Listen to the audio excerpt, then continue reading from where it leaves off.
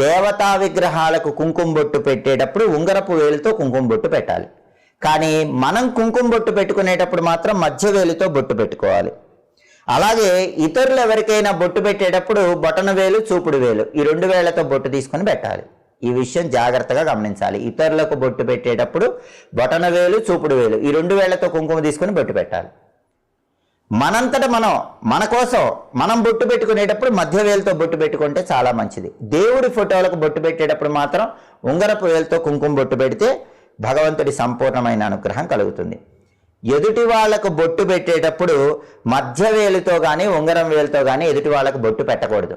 అలా మధ్య వేలు, ఉంగరపు వేలు ఈ 2 వేళ్లతో ఎదుటి వాళ్ళకు బొట్టు పెడితే, మధ్య వేలుతో బొట్టు పెట్టినా ఉంగరపు వేలుతో ఎదుటి వాళ్ళకు బొట్టు పెట్టినా వాళ్ళ కర్మ ఫలితాలు మనకు వస్తాయని శాస్త్రాల్లో చెప్పారు. కాబట్టి అలా ఎప్పుడు బొట్టు పెట్టకూడదు. అలాగే ఎప్పుడైనా బొట్టు పెట్టుకున్న వెంటనే ఒక ముహూర్త కాలం